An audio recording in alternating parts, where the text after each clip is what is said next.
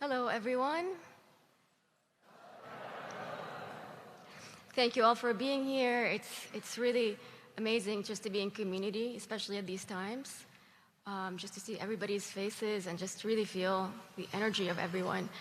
I'm here today to share with you some sound, some music. I'm going to be sharing a song from Palestine. Yeah. And it's about dignity and freedom, and to keep and maintain our dignity and freedom despite everything. It was written by freedom fighters, and it's a really popular song in Palestine. If you know it, feel free to sing along. Feel free to hum the melody. And I'm going to invite you just to sit with the sound and with the song and to just really relax into it.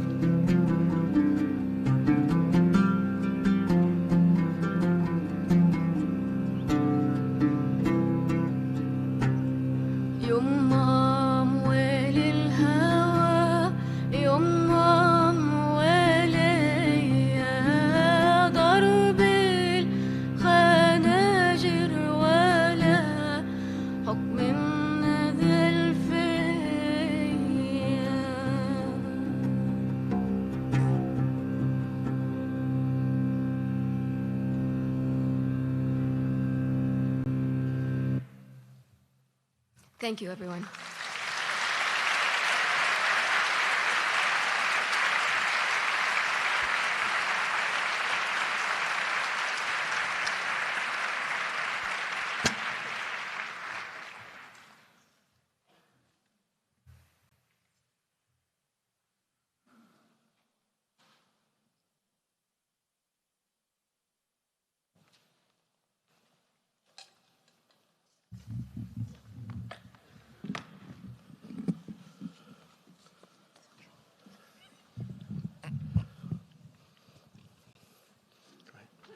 Good evening. Good evening. Hi. Well, welcome. My name is Renato Almanzor, and I'm on the El Sangha, the Leadership Sangha, our board for East Bay Meditation Center. I'm the chair. And what I love to share whenever I get to speak with folks is to share my full name, which is Dr. Renato Patrick Insiong Inamangan Almanzor Jr. And it's fine if you call me Renato. And I share that in a lot of ways because I bring all of who I am with me, just as it's my assumption that you bring all of who you are with you. And so much of what I believe about East Bay Meditation Center is that we lean into practicing radical inclusivity. And so I welcome you tonight, gathering what we hope will be a balm in the times of such turmoil and anxiety. This is one of the things EBMC is here for, to offer refuge and restoration and a place of belonging for everyone seeking an end to suffering and the cultivation of joy. And I want to thank Lael Omar for the beautiful musical offering to open our evening. So thanks again, Lael. As I was listening, and just as she started, I felt my heart just flutter. And I realized that a lot of times this week it's been fluttering for different reasons. And so I want to take a moment just to offer a very short grounding to help us gather together here. So one of the ways I like to do it, and for those who are able, I'd like to invite you to warm your hands. And if you're able, I invite you also then to place them one on your heart and maybe one on your stomach. I want you to invite you to notice your breath.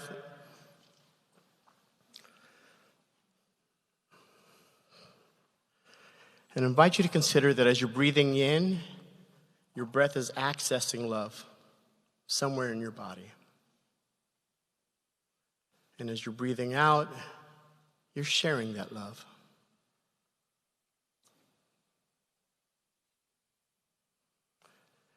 As you take your next breath, I invite you to consider that the breath is accessing your power. As you're breathing out, you're sharing and building power with our Sangha. And with this next breath, I invite you to consider that you're accessing liberation. And as you breathe out, you're sharing a moment of liberation. One of the things I draw upon is a quote from Martin Luther King Jr. When he offered that sometimes people think of love and power as polar opposites. What he said, though, was that love without power is sentimental and anemic. Power without love is reckless and abusive. Power at its best is love implementing the demands of justice. And justice at its best is power correcting everything that stands against love.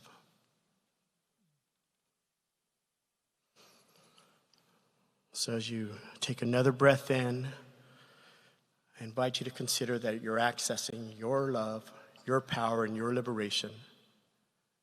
And as we breathe out together, we are sharing and building our love and our power and our liberation. Thank you for your practice. Thank you, Lay and Renato. My name is Christine Cordero.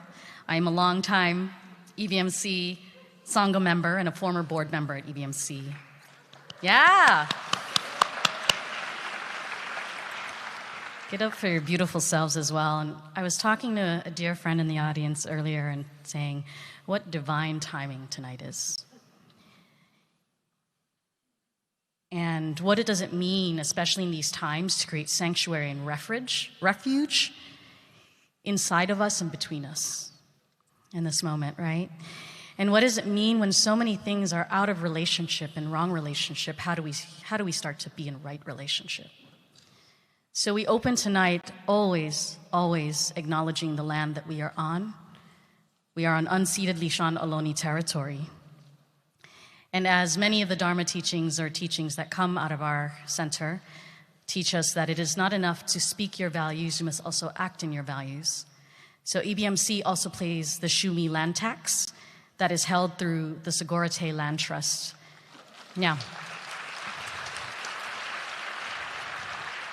I'm pretty sure it's going to be a theme today that our freedom and liberation is a practice and an action we can take on the regular. So we invite folks to look for that information on the tables in the lobby. The Segorite Land Trust is a beautiful, beautiful organization rematriating land here in order to get in right relationship with the earth and with each other. And so we always want to start and ground there. As we're here tonight and we think about how we want to be together, we want to think about both the land we're on and also who we are together. So we are all wearing masks tonight. We just took ours off to speak because we have a commitment to the health and well-being of all of the members of our community, especially those who are most vulnerable to COVID. That's right, and airborne illnesses. So thank you for making the choice to protect me and others in our Sangha tonight. We also ask so that we can really be present here together to please silence your cell phones. This is not the event where we're really going to be taking out the phone to snaps and do that kind of thing. Really encouraging us to soak it in, right? We're here. We could be at a screen at home, but you're choosing to be here. And then we know that we have all kinds of needs that might come up. I want to point out that we have medical assistance. There's a paper here in the back, just as you get here, and these are our wonderful medical providers here and healers that come out of our community. They're raising their hand right now. If at all you need anything at all tonight, please feel free to access our wonderful healer communities. We also have a room that is available to the side. One of our folks is mentioning if you need to have some space. We also have some acupuncture, I believe, being offered. In particular, as we know, this is a time when a lot of anxiety and rage and sadness may be arising in everyone. So really offering and saying if you need to take care in all the different ways, we are hoping that you take us up on the offerings in the space.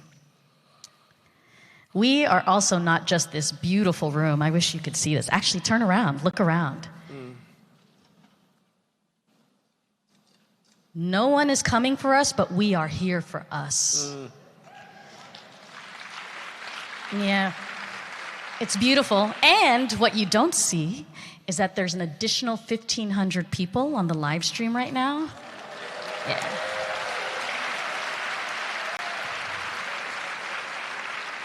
Getting down with love and liberation tonight.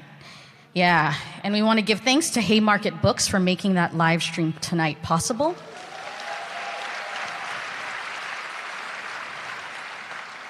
And as with all things at EBMC, it takes a village. Deep bows to our almost 40 sponsors. You saw them listed up on the screen earlier, and you can see them in the digital program that is available on your nearest phone or robot. And of course, we know tonight we are not about one quick fixes, that what we have been involved in our struggle for liberation and love continues beyond tonight.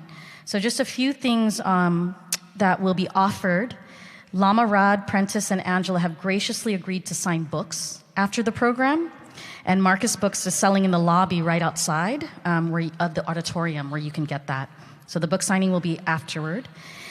And EBMC is offering several different offerings, knowing what folks are going through. So there will be an election anxiety series that meets again starting next week, November 15th. There will be a Radical Dharma book club launching November 23rd. If you buy the books tonight, you can read them with amazing other folks who are interested in exploring what we talk about tonight and hear about tonight. There is an online self-paced White and Awakening Sangha course. And we will be having an open house EBMC 18th birthday celebration on January 26th. Yes. Just putting it on the horizon, and this is about continuity. We're not like a one-shot deal here. We're going to be doing that. And one of the things, Renato talked about it, EBMC has been around for 17 years. We are uniquely, as far as I know, the only BIPOC and queer-centered and led meditation center. Yeah. And we operate on gift economics, which means thousands of people have given sweat equity and volunteered to make EBMC happen over the last 17 years and lead up to tonight. And we are excited, if you didn't already know, that we are actually trying to make our sanctuary and refuge not just a spiritual one, but get a permanent brick and mortar just a few blocks from here. Yeah. And we're raising the last $5 million of that campaign to renovate and open an incredible new space. Because as we know, especially in the times to come, and we knew it before this, how deeply important it is for us to have spiritual home and to build beloved community. So I'm going to invite you, before we transition to the main program, we're going to watch a very short film about our search for this new sustainable home, and know that we are hoping and welcoming. If you've already been building the home with us, thank you. And if you'd like to join, our doors will be open.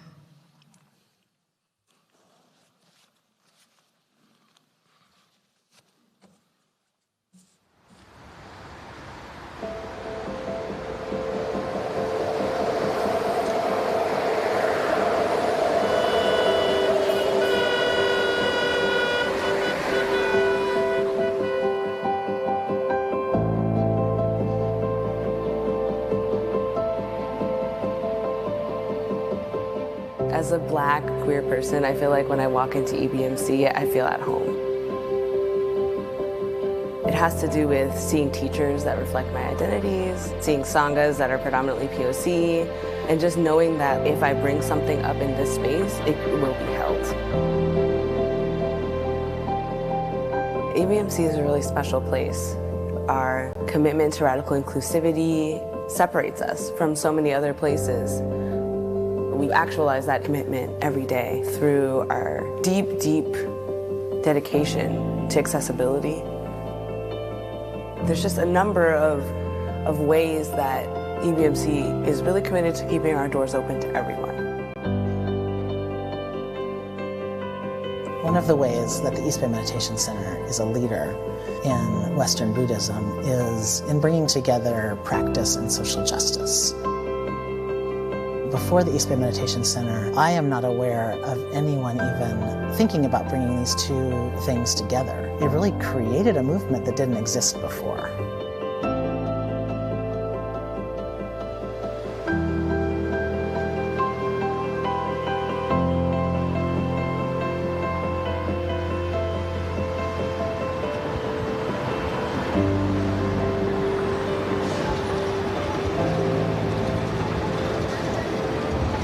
Oakland is a challenging environment for rents. It's just very unpredictable. We need to know that this center will be here, that the doors will stay open for all who come looking for refuge, belonging, practice, home. I'm a renter and will probably be a perpetual renter in Oakland. You know, and what would it mean for me to belong to a space that is owned by the community that holds these values in a world which institutions and spaces of permanence do not hold for everybody, do not hold for all of us. You know, it's like, what does it mean when I get to have a spiritual and political home to anchor in that is not under the threat of displacement or gentrification?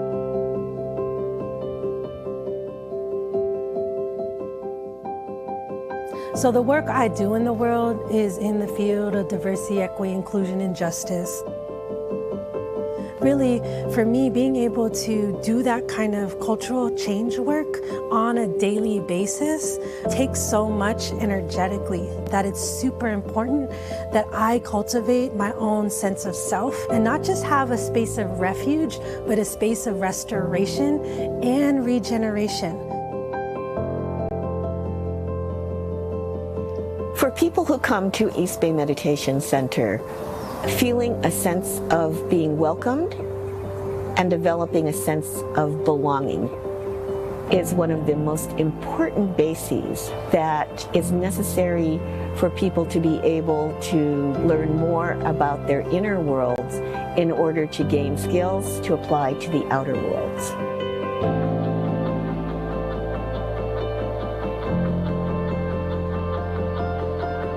And now that, due to the pandemic, all of our programs are online, EBMC's reach has expanded exponentially. We are now including people from any place in the world to gather in a mindful community that offers that sense of belonging. At East Bay Meditation Center, I also think that having a dynamic sense of belonging allows individuals to walk in the world with greater dignity, with a greater understanding of my interdependence with the world. So I think that there's a deepening that can happen in our spiritual practice that inevitably cycles out into every interaction.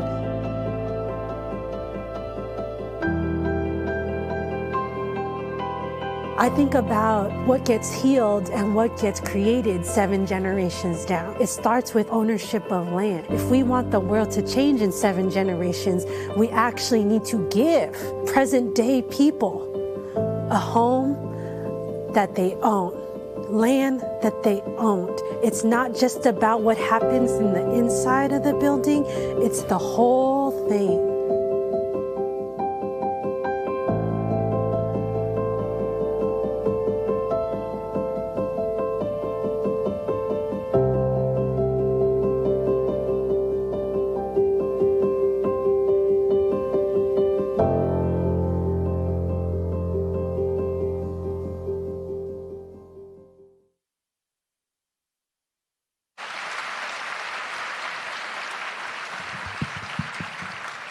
What's up, y'all? You know, we're thriving and flourishing. You saw my tears there, and this is my tears of joy. Like, look at this celebration of over 2,500 people saying yes to this vision, yes to this space, to this community, to these values tonight. We have staying power, y'all. You know, that was a couple years ago. We were doing that campaign, and we found that unicorn of a building, and I'm still here with an open heart to just say and rep East Bay Meditation Center. How many folks were rolling with East Bay Meditation Center since it was on Broadway? Yeah, let's hear it all. You know, I'm gonna do Erykah Badu and just shout it out and see if you know the albums. How many of y'all have visited us near Snow Park? How many of you know that space? Put up the emojis too online, y'all. And how many, this is the first time you are stepping into these doors, into this space? How many of y'all are first timers here? Yes, let's welcome them, y'all. Let's welcome them. You can call this home because you said yes. You said yes to this.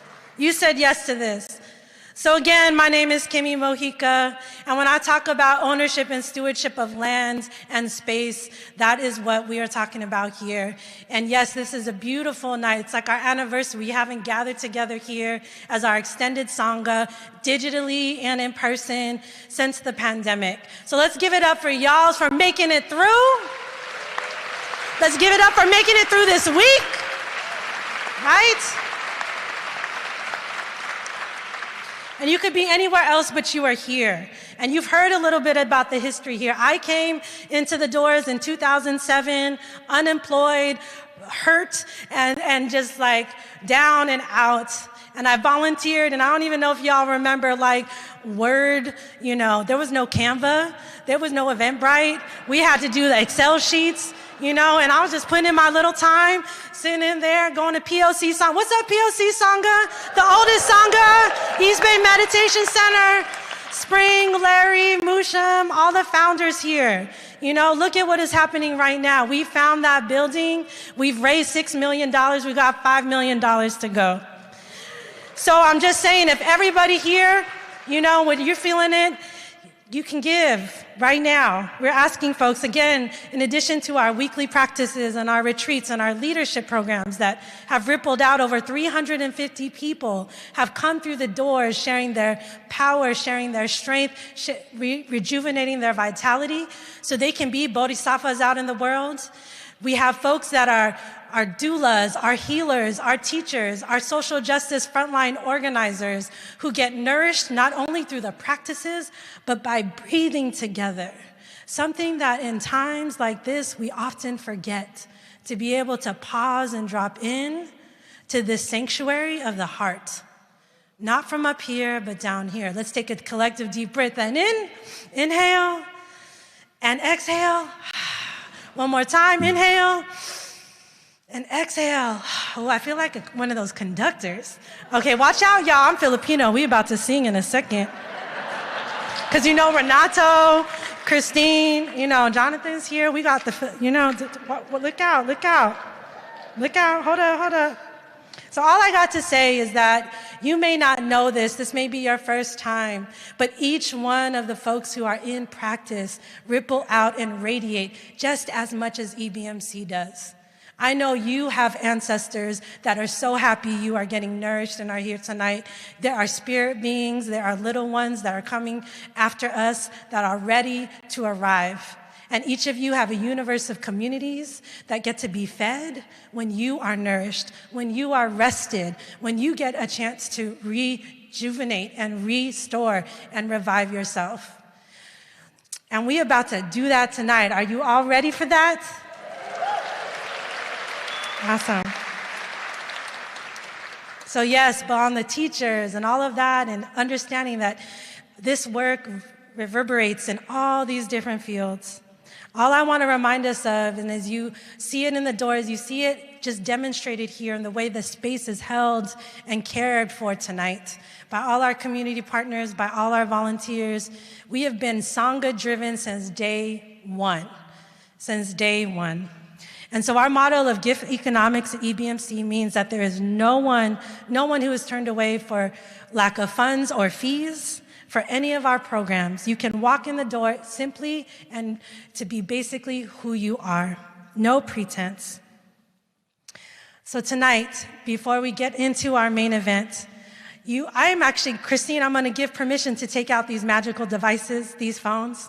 Because in a moment, there's going to be online and up here and in the screen, we're going to be asking folks, our youth crew, to come in through to the audience here. We're going to ask you all tonight, in addition to what you supported already, we would love for you to tip that. Give a little tip and dig deep a little bit more to know that we need more to keep EBMCs not just open, but permanently here in Oakland. For not just you, but for folks that have not even yet to come through the door. Let's say that one more time. We want to keep EBMC here, y'all. Yes? Are you down with that? So while you can give tonight, you can also be like me and be a friend of EBMC. You can also give your time, space, and energy. And so we're just asking folks again, given the instability of our world, we want to protect this space. We want to protect the practitioners. We want to protect the teachers because we keep each other safe. We keep each other fed. We kept each other nourished. And if you are here tonight and those are the folks that are online, you know what this means. So, okay, everyone, you could take out your little phones. You know, if you want, you can even turn on your little light and we could do a little candlelight. Yes. Oh, yes, thank you. But before, I got one more thing. I was so excited. Y'all, I'm so excited to make EBMC some money, y'all. Just call me Kimmy the Hustler. All right, first. Okay, thank you. So before this, I just want to say, yes, I was in there, but we got some beautiful beings here. part of the Sangha, who also wanted to share their heart and their spirit. So first, one of the beloved coordinators of the POC Sangha, Victor. Please, I'm gonna have you come. All right, this one, okay. Yeah, thank you, Kimmy, and good evening, everybody. Thank you so much for just coming out today to share space. I want to give a thanks to our amazing speakers, all of EBMC, the staff, just the volunteers, just all of the partners, just everybody that came together today to make this happen. I also really want to quickly share a bit of me and my family story with you, and the experience at EBMC, of the power, the transformative power of Sangha. My name is Victor Ogundepe, and my family and I just recently moved to the Bay, coming from Toledo, Ohio. My wife and our 8-year-old daughter, Satya. And, one big reason that we're here is a lot of the amazing folks at EBMC, really inspiring me. And I'm actually at the Institute of Buddhist Studies now, studying to become an ordained minister, Buddhist minister. Thank you. Yeah. And working toward a Master's of Divinity degree. And so, my Buddhist journey actually begins at 11 years old, when my mom came home one Friday with the movie Kundun. And this is a movie about the Dalai Lama, his early childhood and eventual exile from Tibet. And this was really my first interaction with Buddhism, and it really kind of blew my mind, right? I just really connected, with the Dharma. Having said that, it would be about 20 years or so before I really started to lean into the deep wisdom and liberation in the Buddhist teachings. And that came as a result of our daughter, Satya, being born. Satya was born with sickle cell anemia. And for folks that don't know, when you have sickle cell, sometimes you can go through these really, really tough pain episodes where your red blood cells are actually, sickling in your veins. And, I'm happy to say that we've been hospital-free for over 2 years. We've not, yeah, thank you. Yeah, which is just amazing, but in those early days when it was new for us, these were, her first visits, our first ER visits. It was just a very challenging time. My wife and I, my Linda, we really had to take time to figure out how to show up for ourselves, how to show up for each other, how to show up for Satya, advocate for her, care for her. So it was just, a challenging time as a young family. And this really pushed me to seek Sangha. And we are just so fortunate, that EBMC was there for us. We're fortunate that EBMC is here now, and that EBMC is going to be here for decades to come. We have never experienced a Sangha that is as diverse and as inclusive as EBMC. And that was exactly what we needed, right? A place where we felt that we belonged, a place where we could bring our suffering and be met with compassion, a place where together in Sangha we could learn how to transform, that suffering into vitality, right? Into true living. And so for us, EBMC is more than just a meditation center. It's a place that changed our lives. And every day, EBMC is out there doing the long work of creating beloved community. And I think we can probably all agree that, we're living in times where we need that, more than ever. So I just want to thank you all again for coming out here. Thank you all for listening. Thanks to EBMC. And I'm just so excited about the discussion that we're going to have, this evening. So thank you again, and I love y'all. Peace.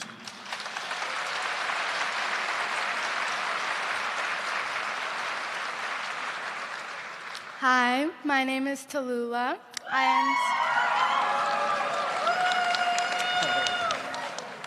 am 12 years old, and I have been coming to EBMC since I was born. And one thing that EBMC has taught me is mindfulness, and it helps me calm down when I'm feeling stressed. And I'm actually using it right now to help me not faint on the stage. So.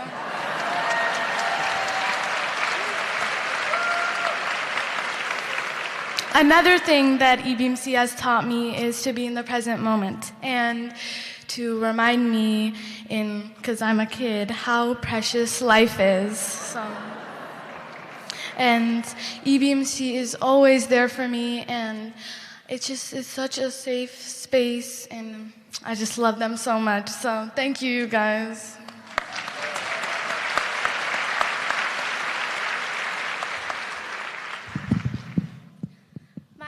My name is Feifei, and I'm 11 years old, and I've also been coming to the East Bay Meditation Center since I was a baby. That's us up there, in case you haven't noticed.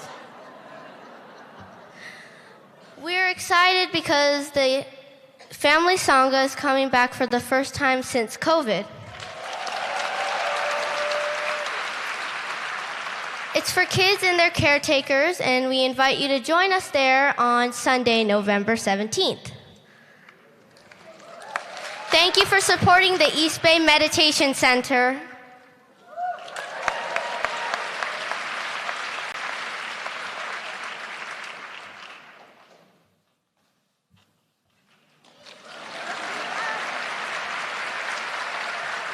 All right, let's give it up for those young folks. Yes! Hear that. Hear that love. Let it wash over you. We are a multicultural, intergenerational, intersectional, put it all together and see the beauty that comes out of it. And even like these folks, they're willing to come up here too. So again, I'm asking you, now, this is the time to take out the phones. You know, if you want to do the little candle flashlight, just don't put it in anybody's eyes. But there's now volunteers, go ahead and swarm the audience online. There's a little QRC code on your screen. If everyone gave $1 here, we would make over $2,500 for EBMC in one night. Let's tip these children. Let's tip Victor. Hey, tip me. Let's go. So go ahead and give that little something if you have it in you. And if you want to join me, if you don't have that dollar, I know you have a voice. So we're going to give you 3 minutes. And I told you I was going to find something. Here we go. Because I like the chorus of this. You all hear this?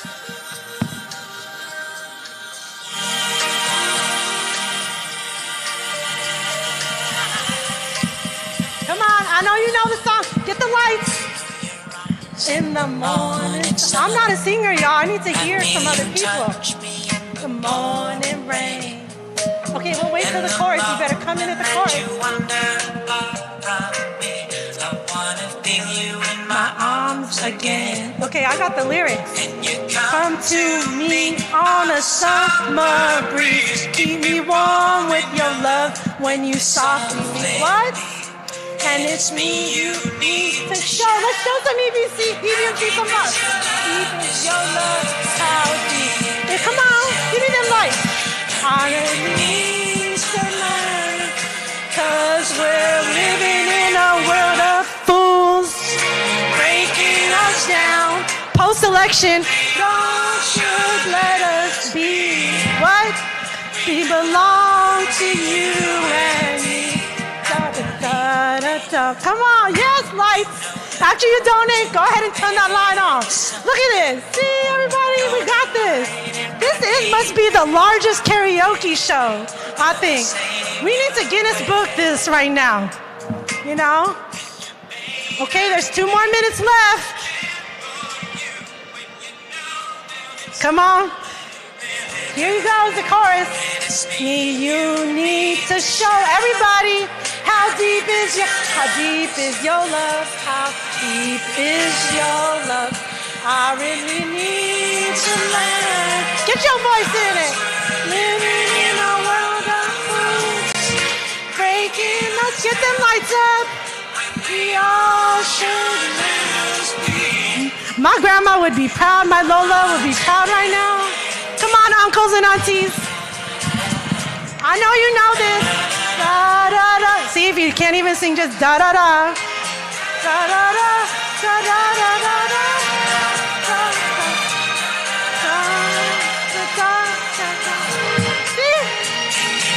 Okay, last round. So much. Okay, one more time. Goodness, you need to show how deep is your love, how deep is your love. I really need your love. 'Cause we're living in a world of fools, breaking us down. What? And they all should let us be. Just be human beings. You don't gotta be doing, just being. All right, y'all, give it up. Thank you. Yes, you didn't know you was gonna go to karaoke tonight. So now all I gotta do is now introduce our beloved development director, one of the first staff teams who is still holding it down for 13 years here at EBMC, Cassandra.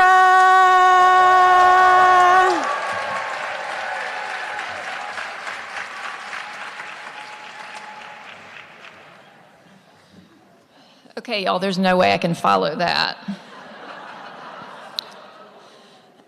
So before I say a little something about our speakers, I just want to reiterate the big thanks to the volunteer crew. There are about 60 people that worked on this tonight.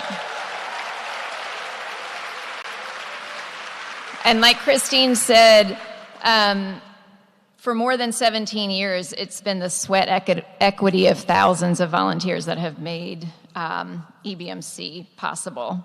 And I want to give a special shout out to the kid crew. I don't know if y'all noticed. 13, 12-year-olds holding down the lobby. Big shout out to the EBMC staff, Monica, Ramon, Kip, Dre, working a lot of hours to pull this off.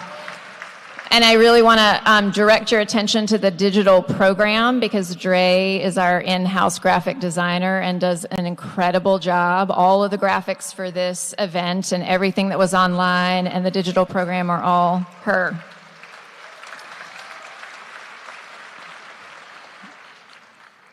Okay, so I'm going to turn us now to what you've all been waiting for. Although I don't know if anybody can top Kimmy now. So Prentice Hempel, right, is a writer, an embodiment facilitator, political organizer, and therapist. They are the founder and director of the Embodiment Institute and the Black Embodiment Initiative, and host of the podcast Becoming the People. For the last 10 years, Prentice has practiced and taught somatics in social movement organizations and offered embodied practice during moments of social unrest and organizational upheaval. So thank God she's here. They are here. Their debut book, What It Takes to Heal, was published in June 2024. Woo woo. Lama Rod Owens is a Black Buddhist Southern queen, an international influencer with over 11 years of experience and a Master of Divinity degree in Buddhist Studies from Harvard Divinity School, a leading voice featured by various national and international news outlets. He's the author of the bestsellers The New Saints and Love and Rage, and co-author of Radical Dharma, Talking Race, Love, and Liberation. His teachings center on freedom, self-expression, and radical self-care. Lama Rod's mission is showing you how to heal and free yourself. He activates the intersections of his identity to create a platform that's natural, engaging, and inclusive. Woo woo.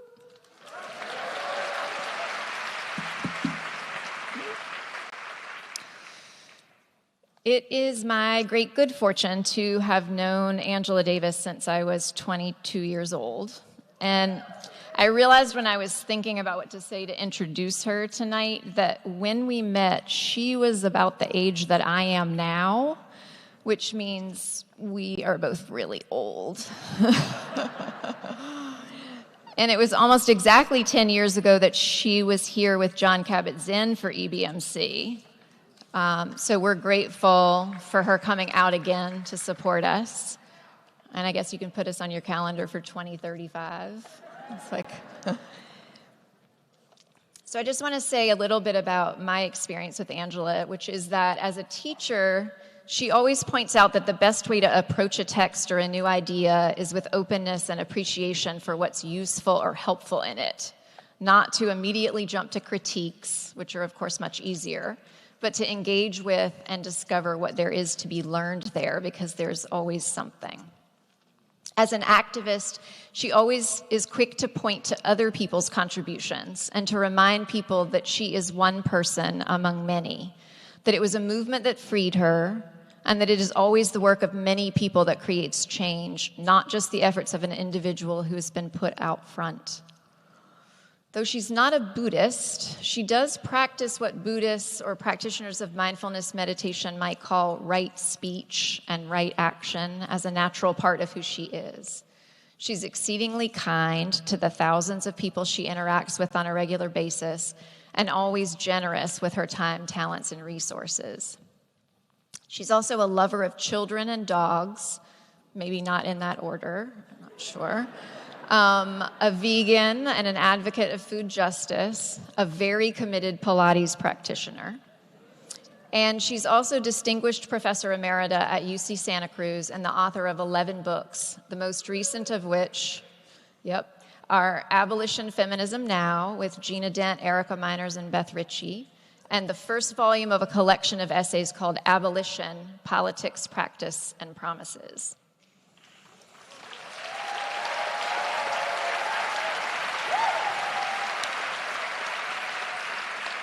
And before I call them up to the stage, I just want to share one of Angela's mentors and comrades was the white anti-racist activist Anne Braden.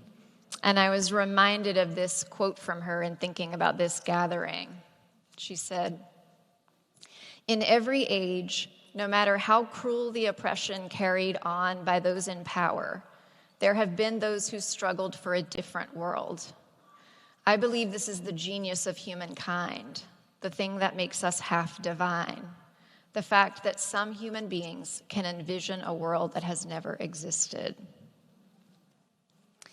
So please welcome to the stage Prentice Hemphill, Lamarad Owens, and Angela Davis.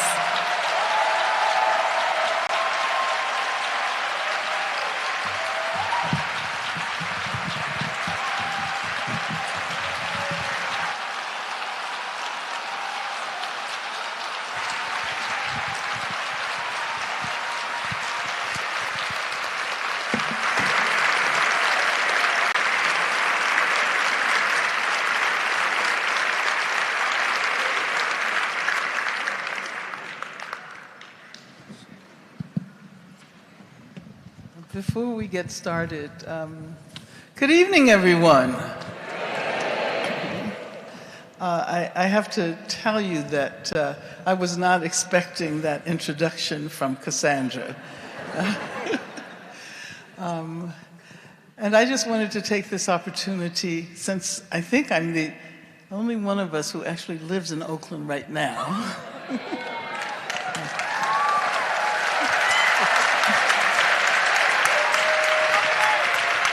And have lived here since 1972, when I got out of jail. So I wanted to take this opportunity to thank EBMC for the phenomenal work you are all doing in this community. And also to thank Cassandra, who is a person who often does not get recognized, but who has been the starter and the motor behind a number of our most important community organizations here in Oakland. Justice Now and Critical Resistance. And of course, EBMC. So thank you so much, Cassandra, and Tallulah. You know Cassandra's Tallulah's mom.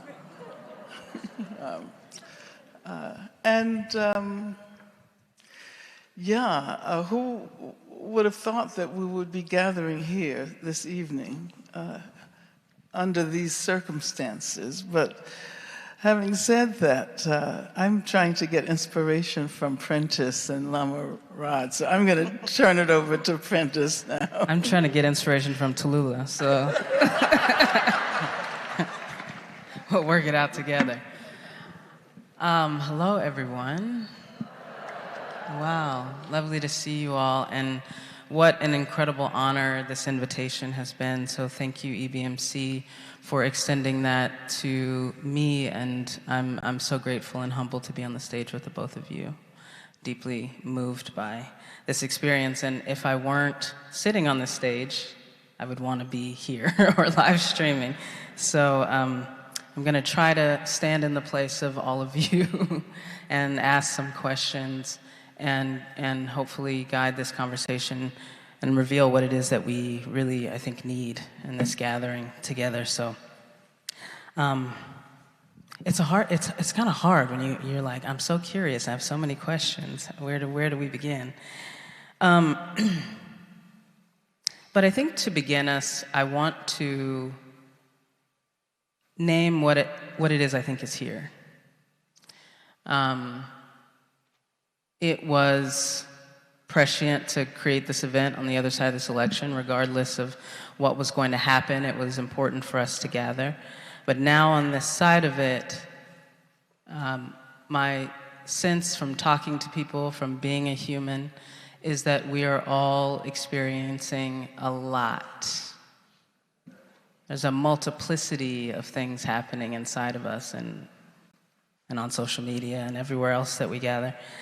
But some of the things, just to ground us, that I'm aware of, and I wonder if this resonates with you all, but I can feel our brokenheartedness.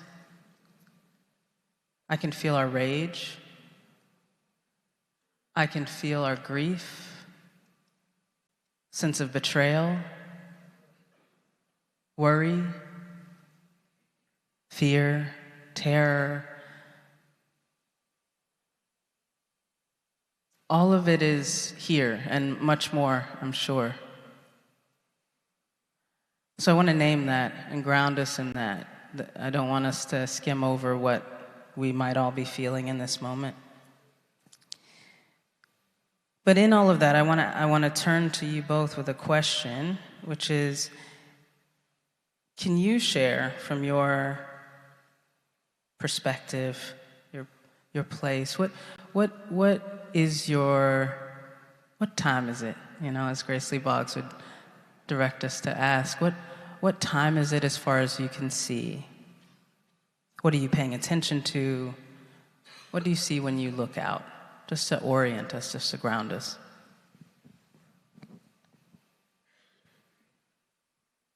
I have to go? Whoever is ready. That is to both of you. I just want to hang out. Like,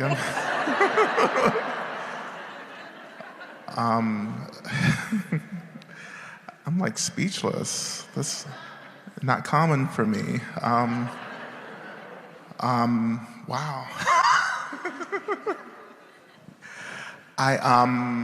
But first, before I begin, I just want to offer deep gratitude to our elder, Dr. Davis, for teaching us so much.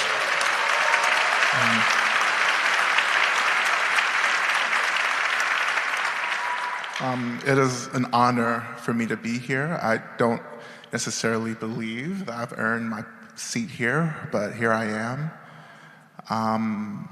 And I am too brokenhearted, you know, but when I'm looking out at this crowd, this audience, I'm looking at folks who are ready to get free. You know, some of us thought Kamala was going to do it. You know, thought the Democrats were going to do it. They'd never done it before, but somehow we thought they were going to do it now.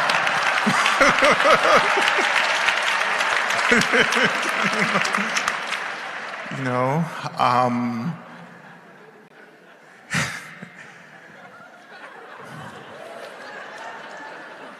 it's nice to dream, you know, it's, I think that it's like, we want it to be easy. You know, we want it to be real easy, but like, getting free isn't easy. It ain't easy.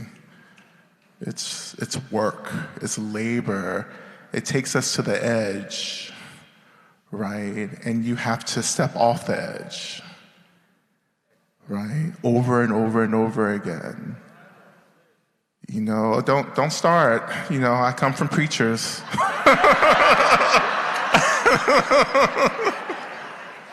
You know, don't do it.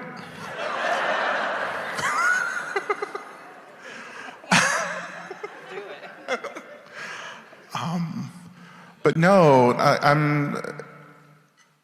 I think that it's time for us to get serious now. You know, that no one's going to get us free. You know, a government isn't going to get us free. A politician ain't going to get us free. Dr. Davis ain't going to get us free.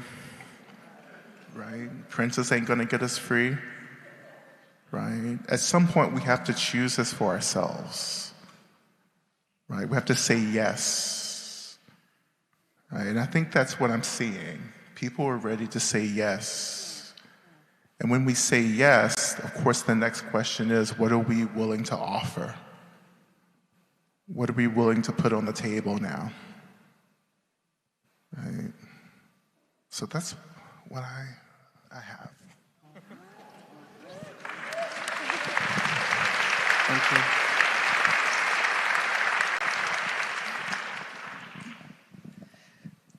You know, I just thought of a story that Harry Belafonte used to tell. And it was about him looking for something he lost. What was it? I don't know. A piece of clothing or something. And he kept looking in the same drawer over and over again. And finally, his mother said, "You know it ain't there. Why you keep looking for it in the same place?" And I'm kind of thinking that that's our relationship to the Democratic Party.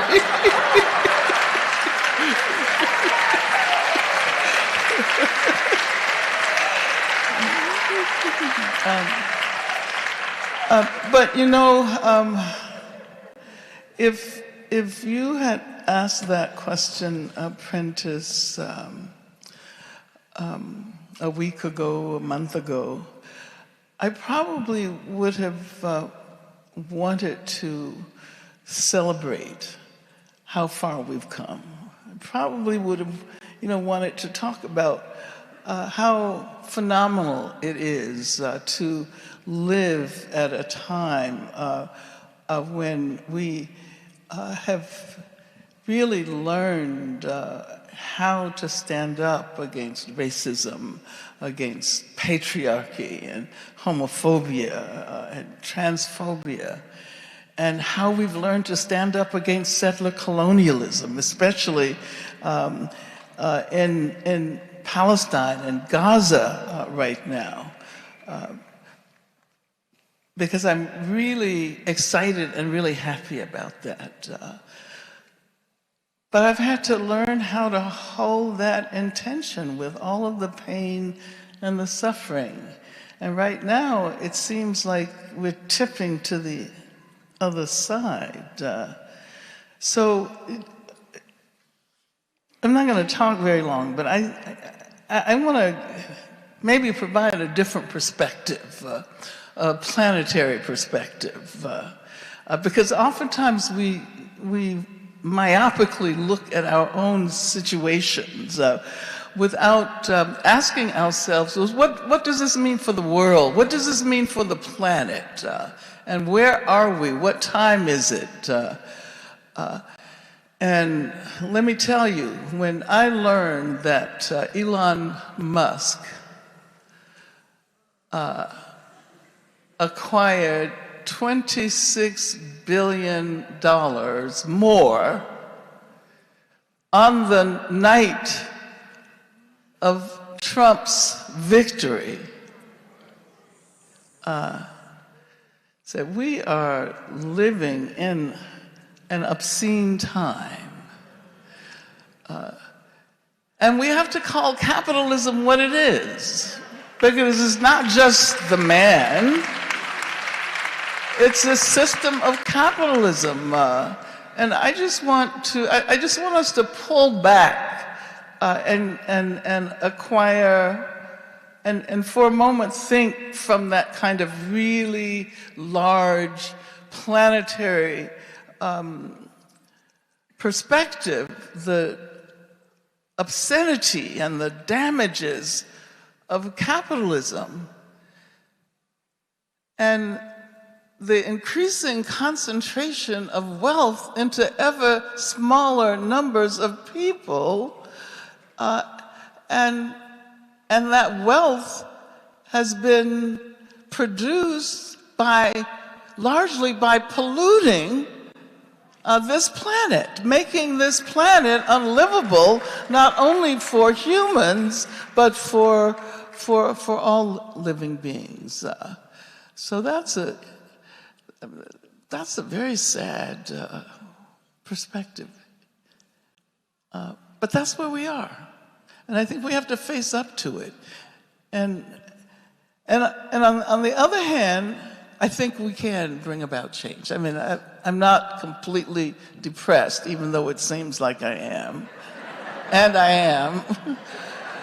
But, you know, I love Audre Lorde, who always reminded us that we can work even though we're depressed, that we can do 2 things or 5 things at one time. We can hold things in tension. So I'm also really excited about how we're going to figure out a way during this next period, and we will do it collectively.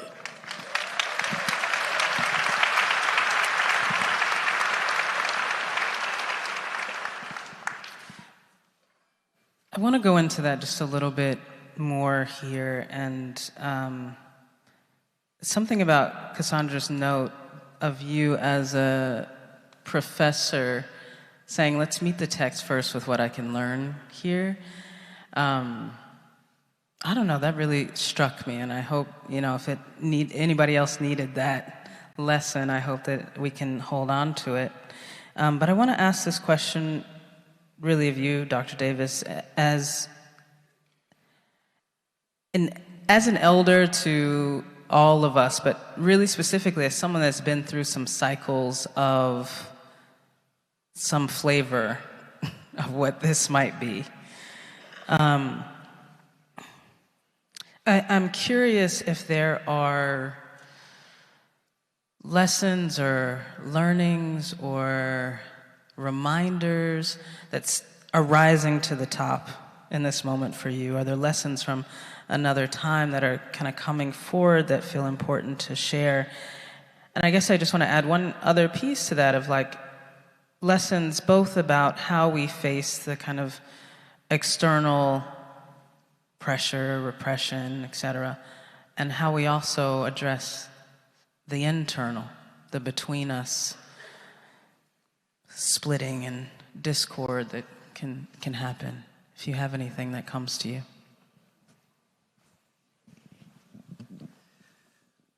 Well, I was afraid I was going to be asked about, you know, the wisdom that you're supposed to acquire once you reach a certain age. And I turned 80 years old on my last birthday.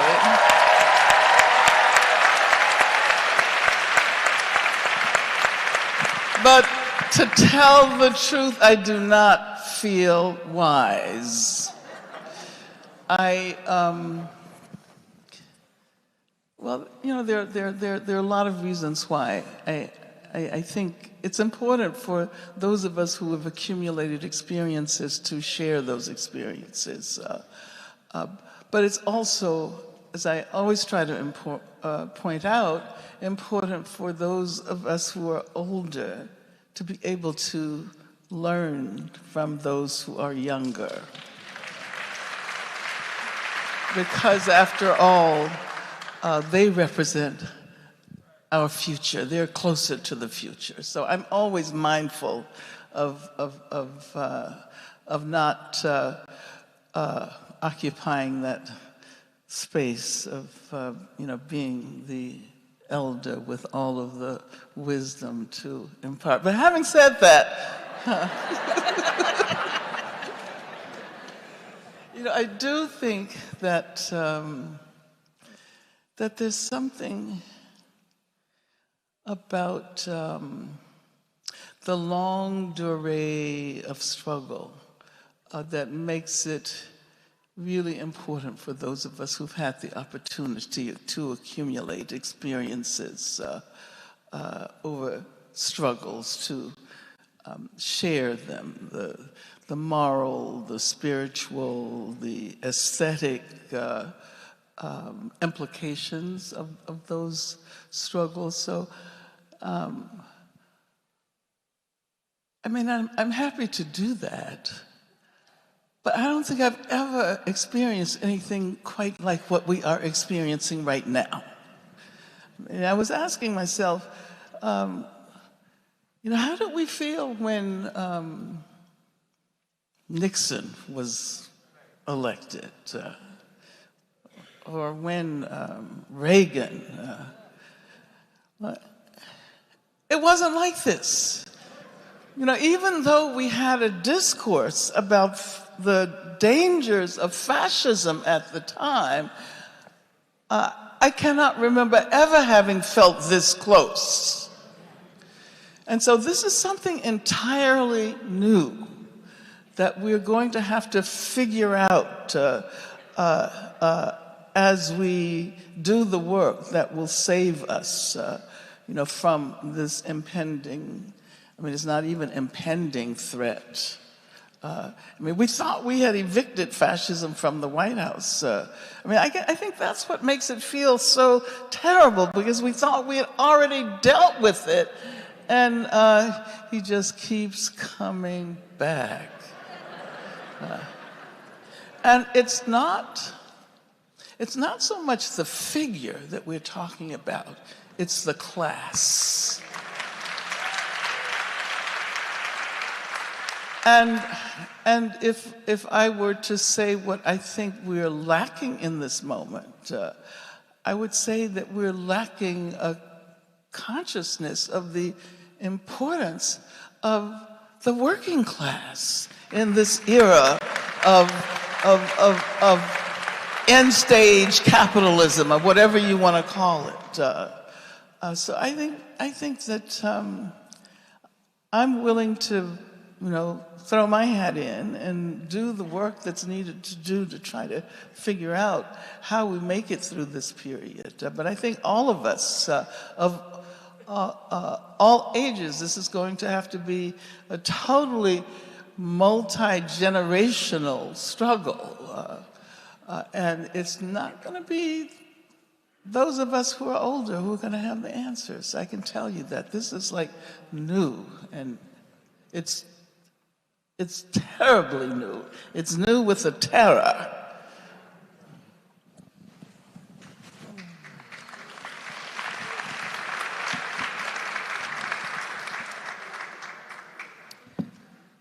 Yeah, I want to move us, but I just want to feel that a little bit.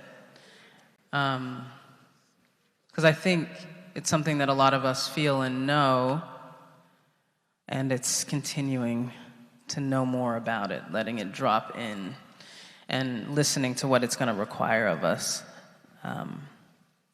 Thank you. Lamurad, I have something, well, actually, I think it's a question in a way for both of you, if you feel compelled to answer. I want to talk about spirit and spirituality. Because here we are at the East Bay Meditation Center, who's been holding this space for this community for, 17 years? 17 years now. And, you know, in a way, spirit, sometimes it can be one of those words we don't really want to talk about. It's like the secret thing. I don't know, maybe it's not true anymore, but it used to be true. You kind of quietly at your house do that. But I want to talk about it here. I want to talk about what you all understand about the role of spirit as broadly defined as you wish. And maybe also a question of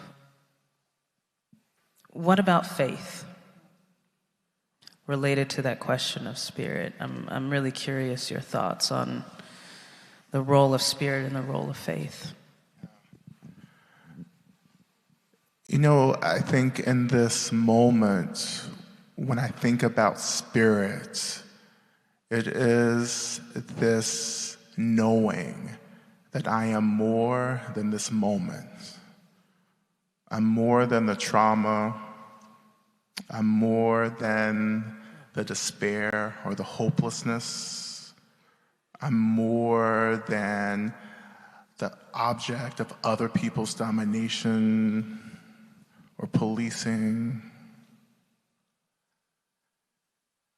That there's something that exists and transcends this moment that feels like the manifestation of rigidity.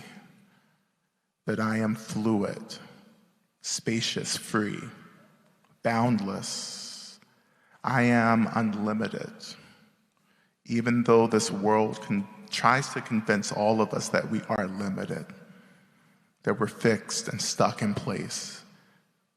And spiritual practice, the spirit itself, is something that reminds me that I transcend this limitation, right? And that's where the faith in this moment lies. I know that I am this experience, right? And so it keeps me from falling really deep into the hopelessness and the despair in this moment.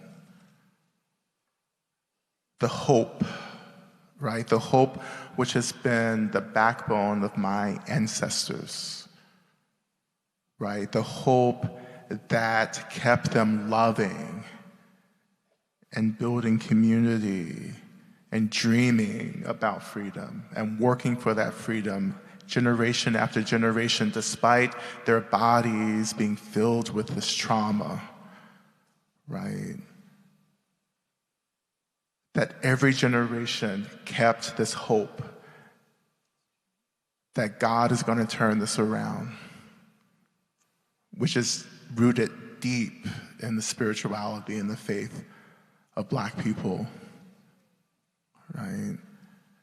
And so I know that something else is going to happen because something else always happens, right? And in my practice, can I meet that something else that's arising and say yes to it, right? Because I think one thing that's arising in this is a real invitation for us to die. Well, not a physical death. I'm not talking about physical death. I'm talking about, are we ready to let go of who we thought we were? Right? Are we ready to let whiteness die? Right? Are we ready to let the patriarchy die? Right? Capitalism, right? Ableism, misogyny, everything. Are you ready to let those locations die? And as you let those locations die, are you willing to move through that dying and into the underworld to reclaim who we really are, which is not our race, which is not our gender, to reclaim the expression of who we are, which is essentially liberated, right? Are we ready for that, right?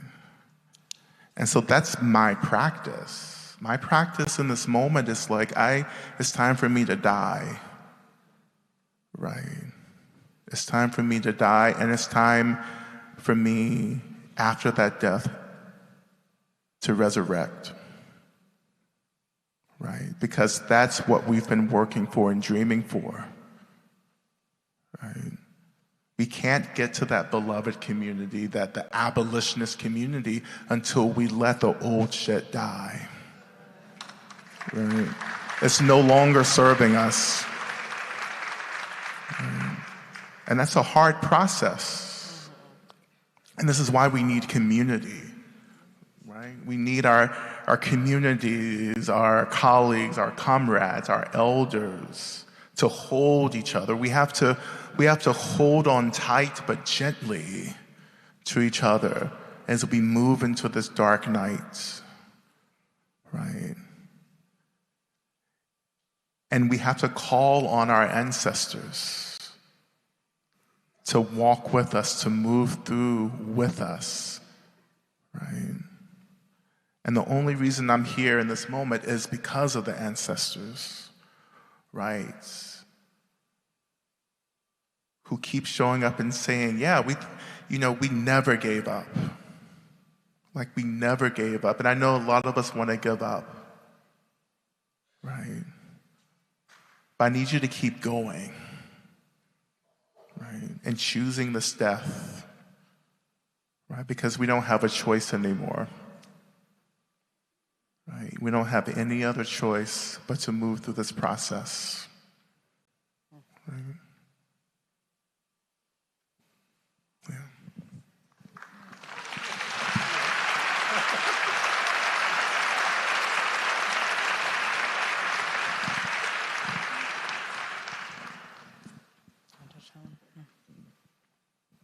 I sort of have a follow-up question for you. Which is, as we keep going, and maybe this can open up to both of you, is there a way...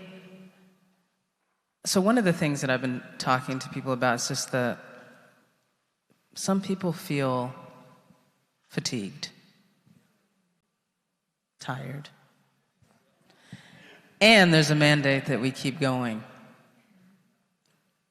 How do we do, maybe I'm skipping ahead in my own questions, but I felt it in that moment. How do we do the contraction, expansion, the whatever the rhythmic move is to keep going? What I worry about in this moment is that we're like, we gotta keep going. And we're not tending to what we actually feel and the learning in what we feel of like, actually, I feel heartbroken. Actually, I'm not sure who I trust. Actually, I'm tired. That doesn't mean that I stop there, but is it information that's important? How do we, and maybe it's the question of how do you do it over the long term? How do you do it as human beings who are alive and who maybe want to be alive? Like what is it that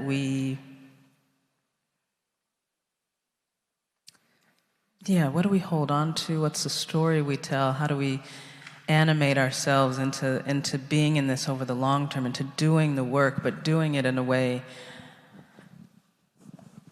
that connects us rather than divides? I think ultimately that's the question at the core. Can I try? Yes.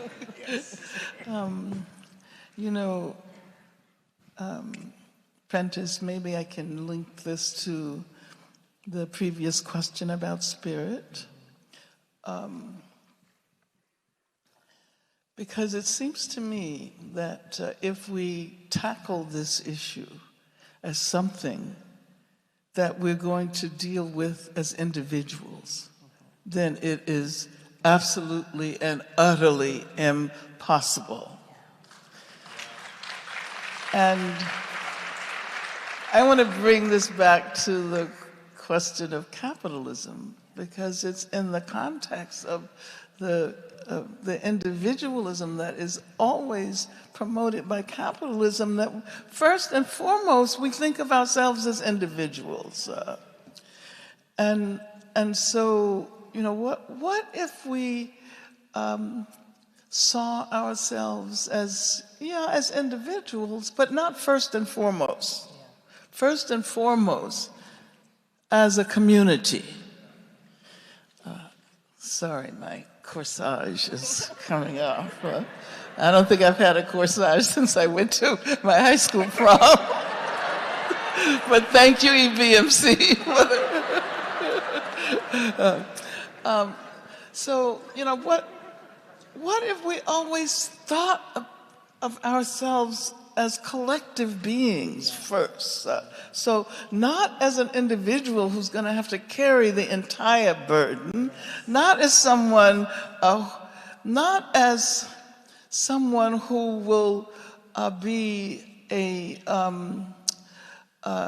who'll make the process stop when we're tired, you know, but rather as collective beings, as interdependent beings who always work together, so that if one part of us is tired, then that part of us rests, yes. And the rest keep going. And to me, that is what has always been the goal of communion and meditation. And I mean, I've had a meditation practice which I first started when I was in jail a long time ago, and it comes and goes. But it's always about feeling like I'm something more than what I am. And of course, capitalism always militates against that sense of community, that sense of collectivity, that sense that we are all doing this together, never only by ourselves. And that's why they stopped talking about the working class. You remember when they started talking about the middle class? Because the whole history of working class struggle is an injury to one, is an injury to all.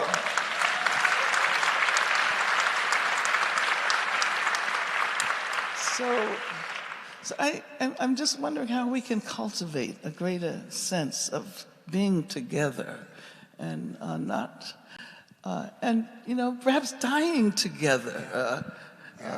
But not as single solitary atoms that somehow find each other when we need to.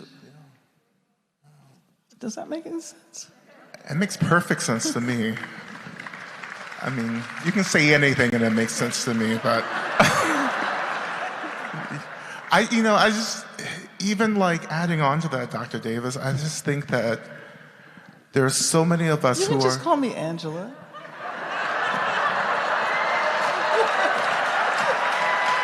Well, you know, but my mother is watching this.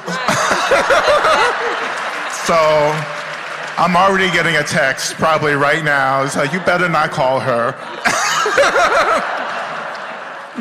I mean, the best I can do is Miss Angela.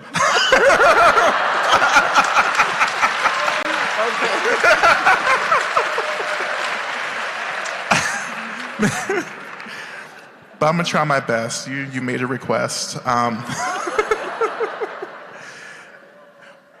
I just think that, you know, some of us are so exhausted because we are doing other people's work. You know?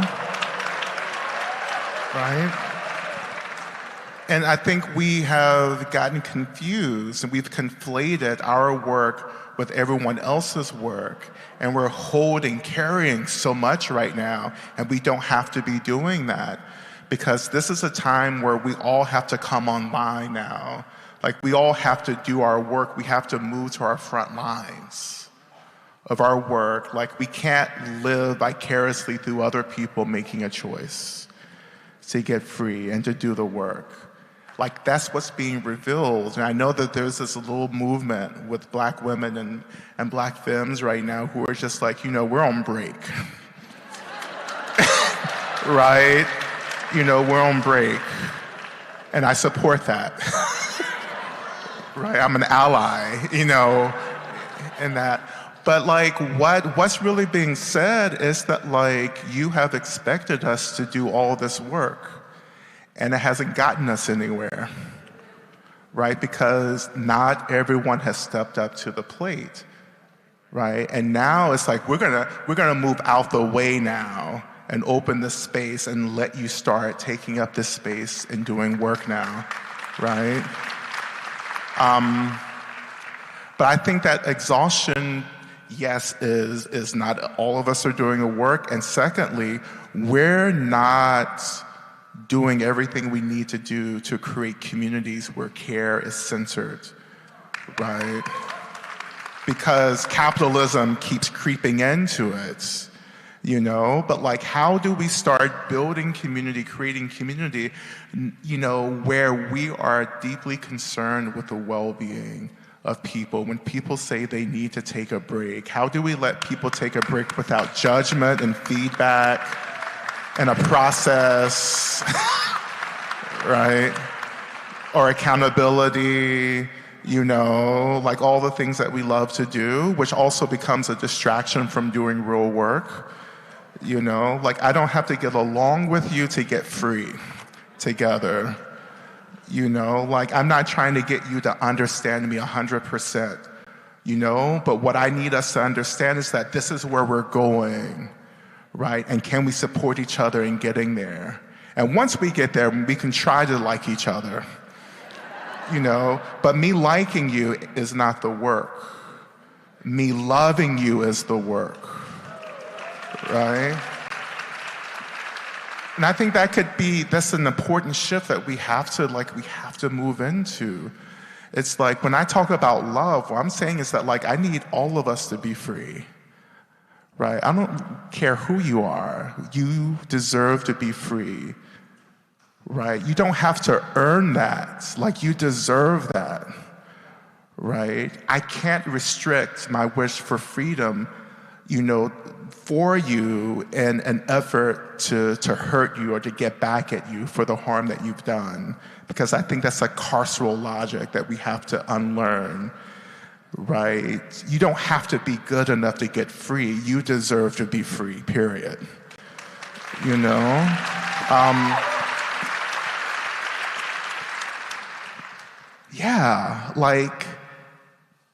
Rest, care, gentleness.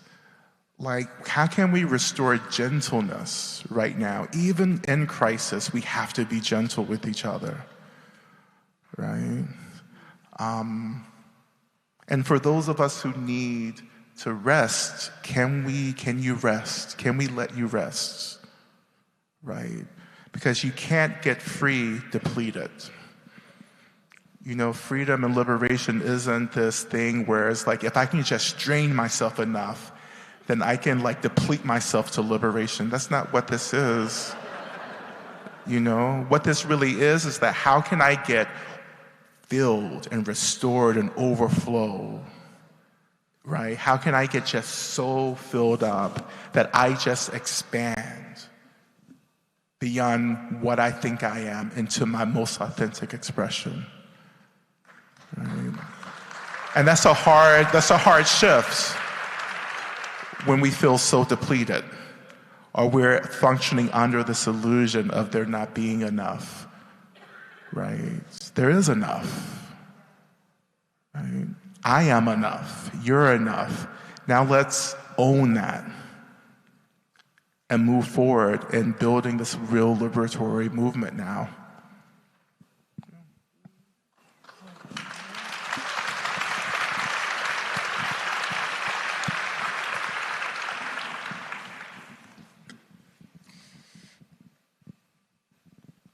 I want to come back at the end to this piece around community, because I think there's a lot for us to dig into there that I think is an offering we can take out of this place into our lives. So I want to just let that keep ringing in the room, you know, this practice that we're in about community. And I want to ask us, again, we're gathered in this place because of the time, is what time it is, but also it's EBMC that is gathering us here, that is committed to creating a space of practice for people, a community, a communal space of practice.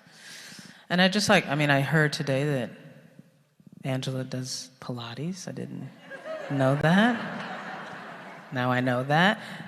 Funny aside, when I moved to Oakland years ago, I was driving down the street and I see Angela Davis on a bicycle with a group of people riding.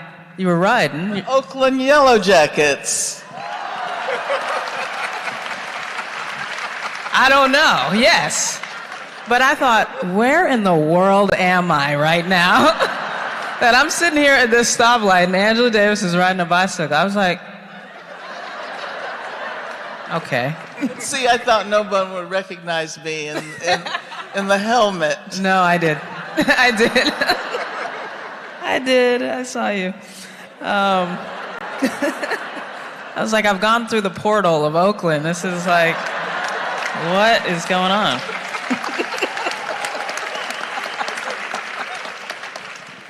And I love that I get to tell you that so many years later, because I was sitting there like, what? All right. But I want to, and I think this will be no surprise that I'm curious about this question of practice is so important to me, practice. And I am reluctant to bring in words around rigor or anything else like that, but commitment, the commitment of practice, of returning to the mat, returning to the cushion, you know. And what I think that opens up for us in this work of liberation, liberating ourselves from these constructs and liberating ourselves in community. So I'm curious about the role of practice, because sometimes we can talk about these ideas which are really important, and sometimes I want to land it on the mat. I want to say, here's what we do when we get up. Not prescriptive, but revisit something. Have something in your life that you return to. A ritual of eating together or meditating. So I would like to hear from you both about practice, the importance of practice in our lives, what you feel like it produces in your own life or creates in your own life, and what it would serve for us in this moment to be in practice.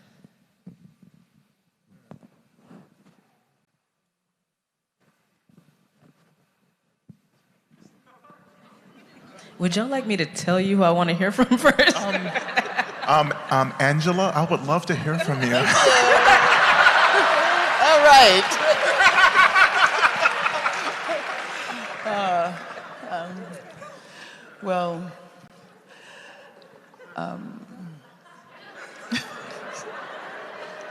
Okay, we have Pilates and... Well, you know, it's interesting. My partner, Gina, and I got up this morning and went into the space where we do Pilates on Zoom because the Pilates studio closed, of course, during the pandemic.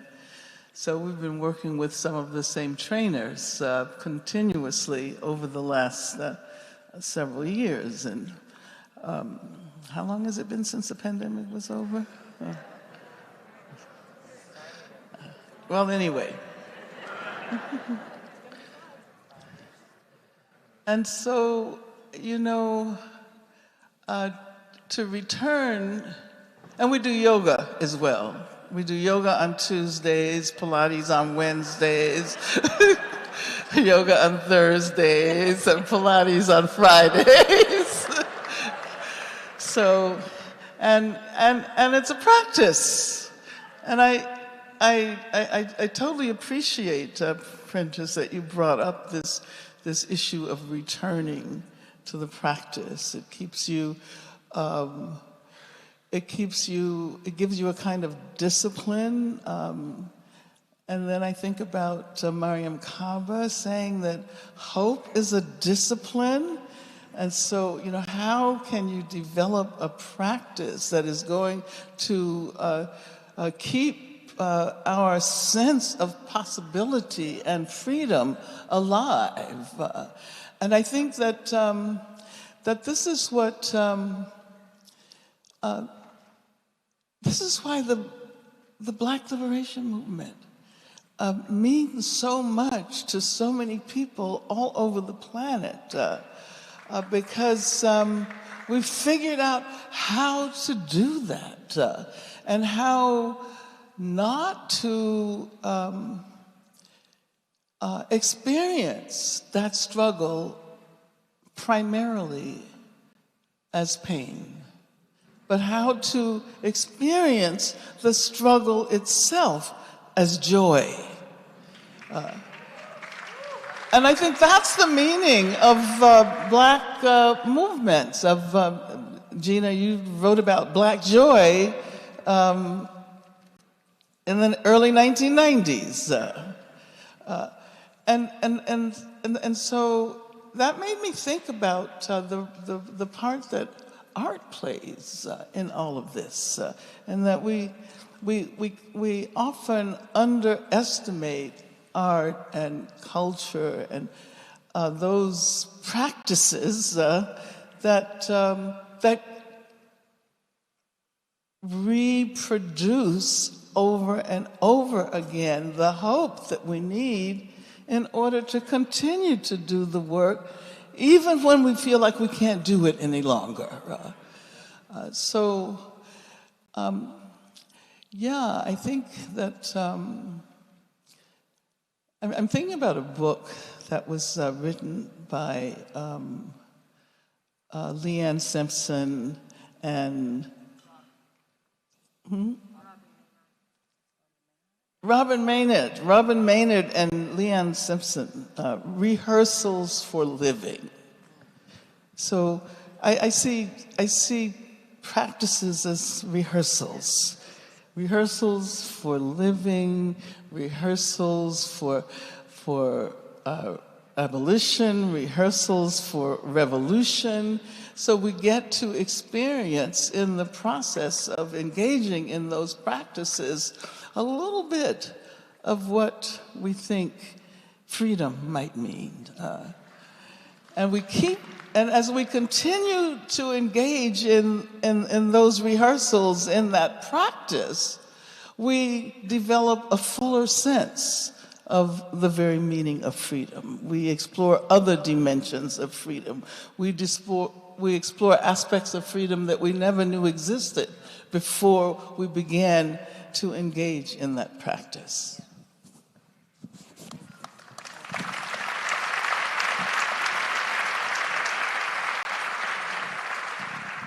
And I just want to just highlight the importance, that Angela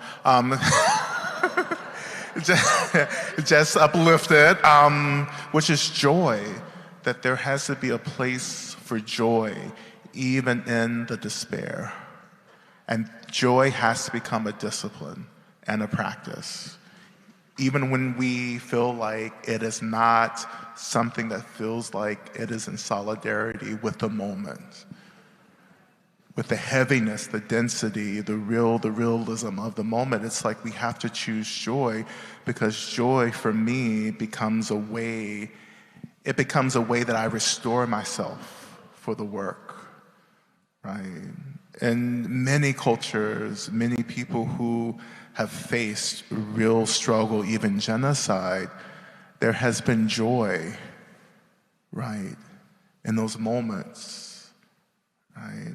And we can't lose that as we're moving into this period. We have to continue to choose the laughter. We have to choose the cutting up and the kikiing. We have to choose community, right? We have to choose these things. We have to choose to sit and watch a show that we shouldn't probably be watching. You know, sometimes we have to choose getting petty, right?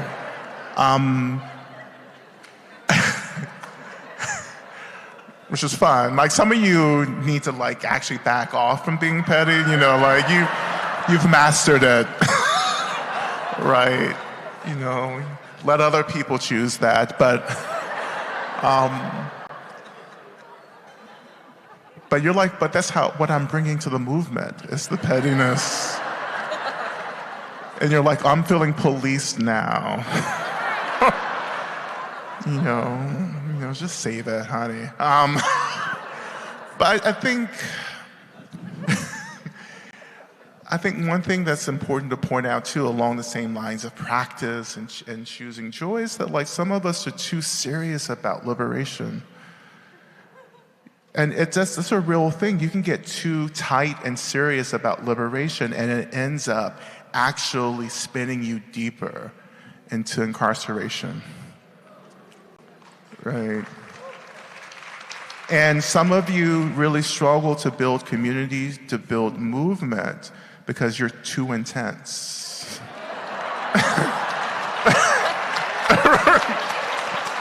Yeah. I think it's time to say that. You know, you don't invite people into the work, you push people away, and people are like, I can't live up to this intensity. Like, you have a standard of liberation that's unattainable. And that's your liberation. I don't want it. Exactly. Yeah. My God, I mean, one of my favorite quotes is Emma Goldman. You know, if I can't dance, it's not my revolution. You That's know. what I was thinking about.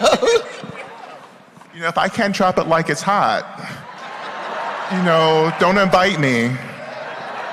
You know, because I'm gonna show up and get real messy if I don't hit my jam. You know,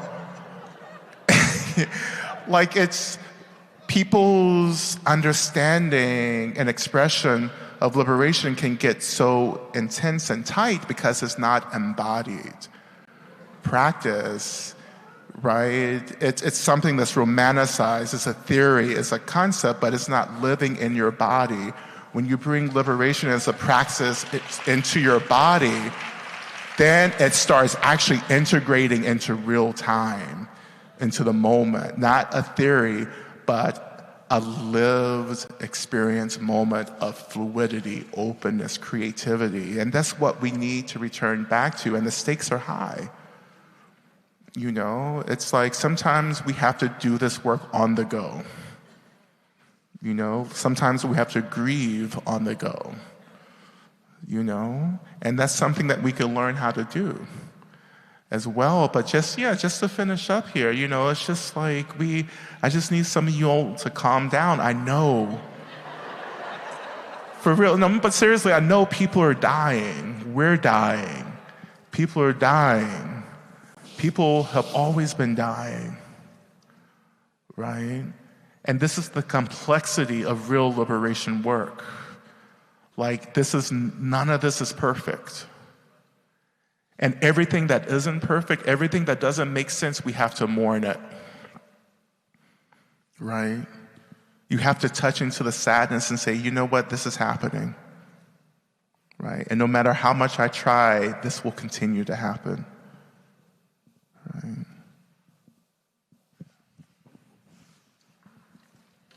That wasn't intense, though. I'm not intense. Please. I was in my 20s, though, but like I gave that up. You know? You might be intense.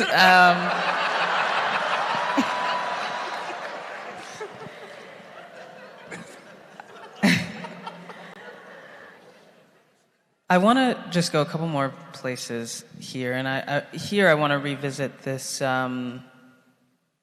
question of community and what I'm considering in this moment, one, the wisdom of the Sangha, just understanding the necessity of the collective space for growth, for transformation. But we've talked about the need for community, and I'm also particularly interested in this understanding how hard it can be to actually really show up for each other. And it's hard for many reasons. It's hard because of, the context in which we live, and also the complexity of just our different positions. I'm thinking about solidarity. I'm thinking about what we've learned in this last period about solidarity, about what it means to show up. I'm interested in what breaks us apart and how do we reach for each other on the other side of the breaks. And so I guess I'm asking you, what is the practice of community when it's hard? When we have to find our way back to each other?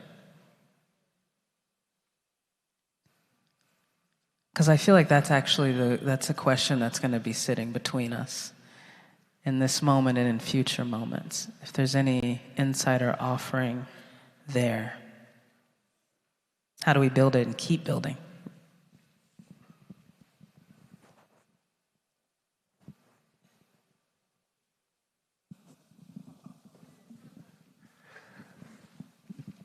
I think, as someone who has struggled with community in the past, right, like many of us, I think one of the reasons I've struggled so much is that sometimes I just don't want to build community around trauma.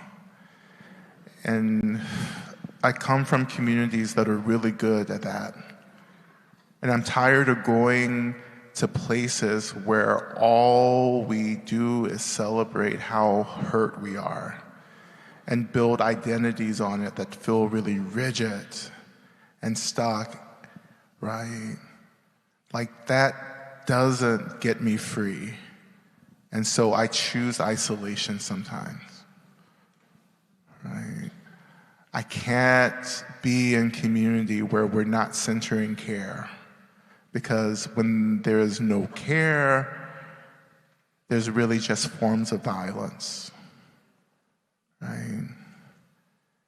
And so when I'm thinking about community now, and really the support and the liberatory aspects of community, I need to be with others where we are really centering the healing, right? Not the building of identity on trauma. For many of us coming out of oppressed, marginalized communities, that's just how it is. And I have to choose something different now, right?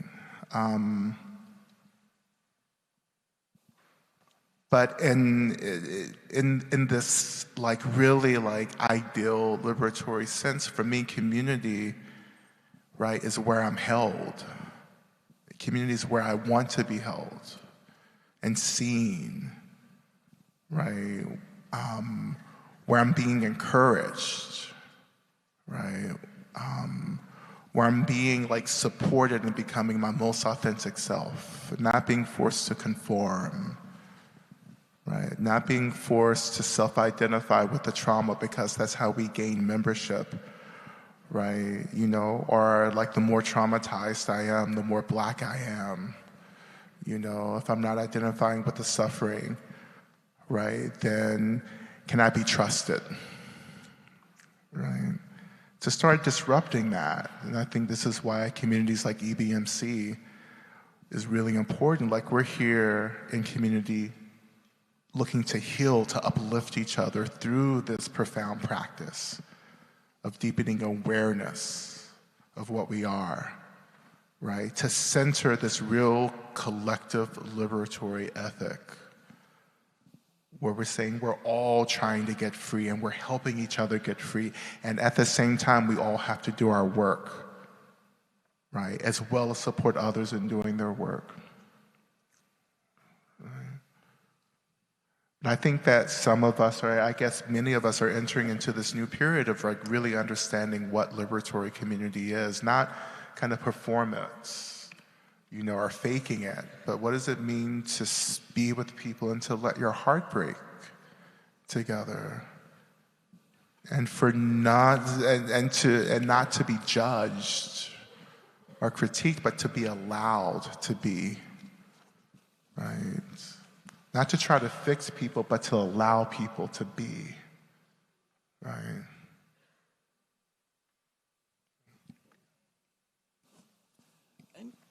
You know, I was thinking about how important it is to experience community and solidarity when our comrades, our sisters, brothers, siblings are thousands of miles away, and we may never actually get to meet them in person.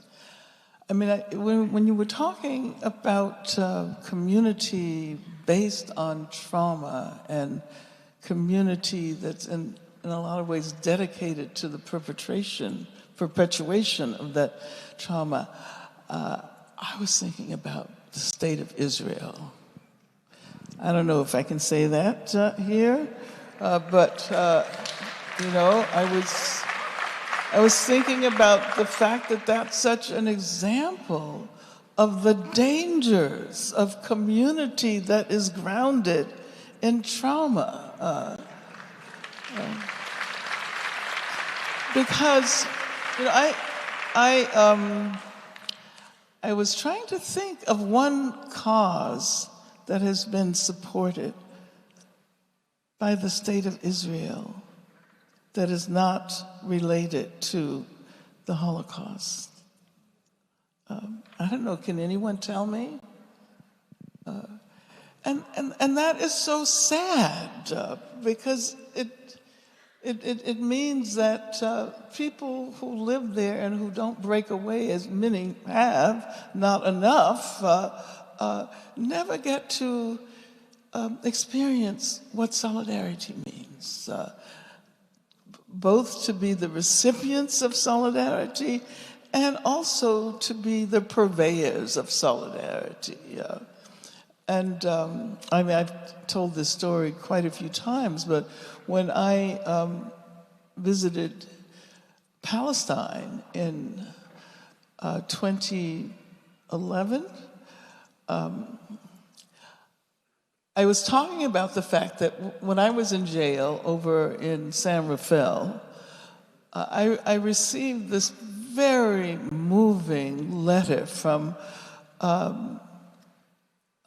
Palestinian prisoners who had smuggled the message out, and it got brought into me over in San Rafael. And it was one of those moments that I'll always treasure. And when we were there, we happened to meet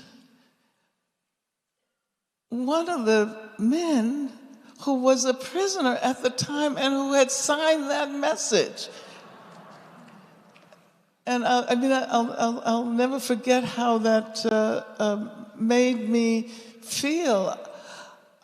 We embraced, but we had already known each other for decades, you know, and we were doing the work together. And that experience of solidarity, you know, is an important part of the meaning of freedom, I think. I don't know whether one can experience freedom except in solidarity with others struggling for freedom.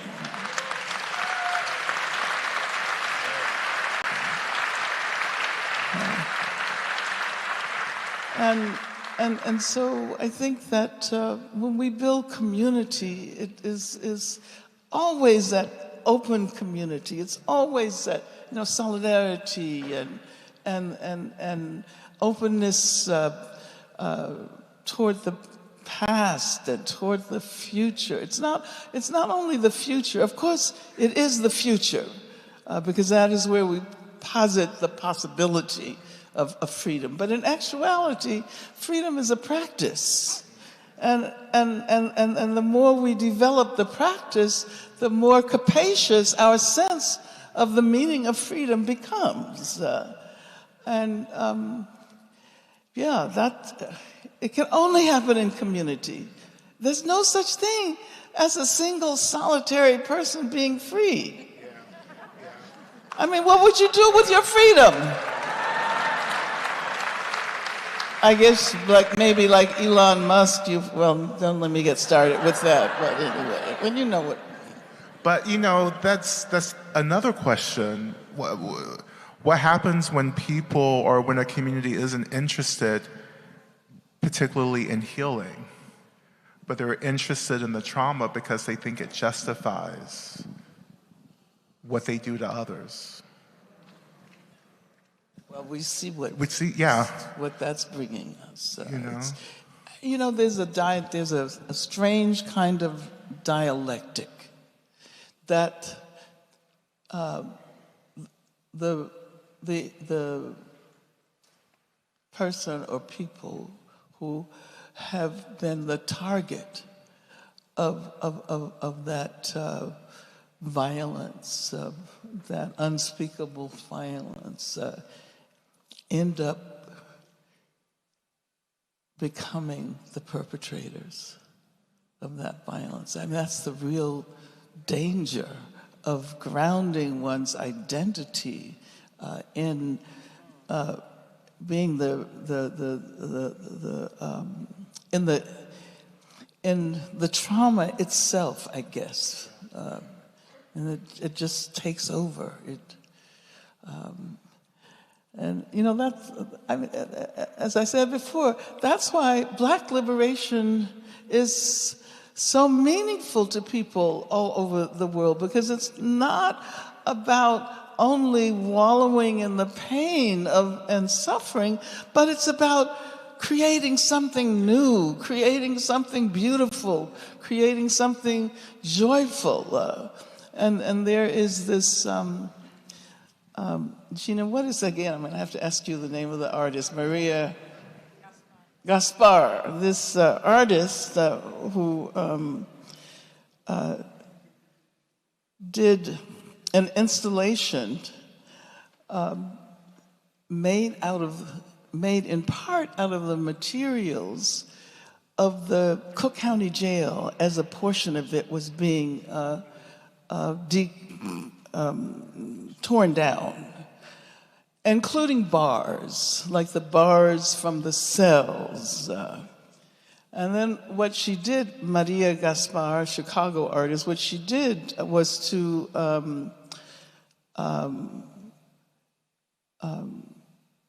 make the bars out of glass. She cast the bars right in glass. And then she asked musicians to play the bars, to make music out of these bars. And I happened to see a performance in Chicago at the Portal Project conference that took place a few weeks ago or so. And this amazing xylophonist was playing the xylophone, playing a drum kit, and also playing the bars from the Cook County Jail. And it felt so incredible that something that was the source of so much pain and suffering could be turned into a musical instrument.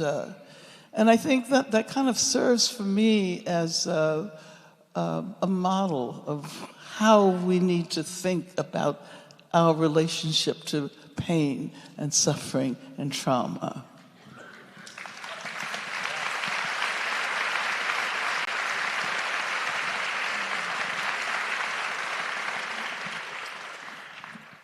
I want to just maybe end us here with a final word from you both. That I really think, Angela, you were sort of beginning in the place where I wanted to end us, which is thinking about abolition, which I hear in that beautiful piece, playing the bars. But abolition, you know, to me, in the way I've learned it from studying you, is that it's this, it's an opportunity to be creative about what we build, to be creative about what we build, and that even in this moment, in this practice of faith and hope, practice, everything that we're talking, in practice itself, we're talking about how do we continue to vision even now, even here. So I just wonder if there's any places you might be looking as we kind of close our conversation tonight, any places that you might be looking where you see a glimmer of radical imagination, of possibility, of abolition, places for us to look as we move forward into our lives and into our organizing.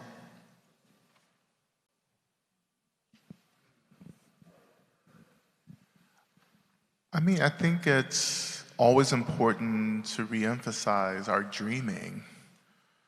You know, like we have to stay true to the dreams that we have about what we want the world to look like, and centering that dream in real liberation for everyone, right? Like I have to stay loyal to that, right? And I feel affirmed when I'm with young people, you know, children, you know, the little ones who were here, right? Because they're full of dreams, right? They haven't submitted or surrendered to the ways in which the world is always telling them, right? That like, that's not possible. Like their imagination is awakened, it's still active, and then we need to reclaim that imagination, like for ourselves. We need to return back to, I think, a real kind of playfulness now, right? To start really getting some of this stuff that feels really rigid and solid moving. Again, what do you want to see? How do you want to see it? Right? Because there's a whole bunch of people who are dreaming domination and making it happen. Right? And you don't have to consent to that. And for me, abolition is saying no. Not this system. No, not this nightmare. Right? I'm going to dream something else that's about freeing all of us. Right? And can we get back to that? Right? Part of my dreaming is also remaining really loyal to hope. Like at the end of the day, all I have is hope. Right? I don't allow myself to have anything else but hope, because the consequences are devastating. I remain hopeful because I remain deeply rooted in the dream, and the dream is what keeps me driving forward, keeping me waking up every day to step out into these streets and keep doing, you know, all this proselytizing. You know? I know and deeply believe in what is possible, even if I may not see it in this life, because it's more than just this life. In the same way my ancestors kept saying yes, kept showing up, knowing that like maybe they will never see freedom in their life, but maybe their descendants could see that if they could just hold on long enough, right? So I'm just holding on. Right? I'm dreaming, I'm getting creative, I'm playing, I'm laughing, right? And I'm committing to what this work really looks like in this moment.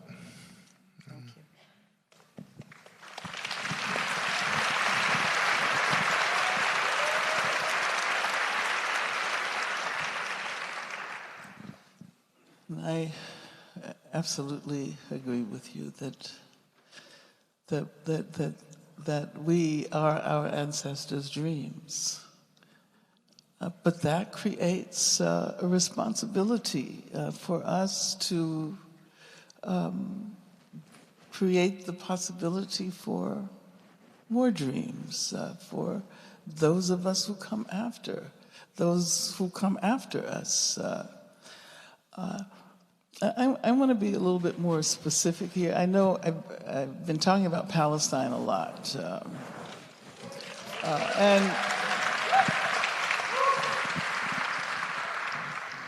And I think that we, well, first of all, the reason why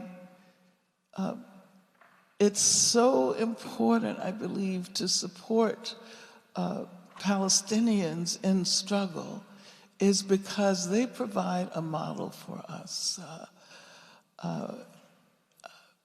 Since 1948, since 1967, they have not given up. They have not given up. And so who are we to give up just because somebody with orange hair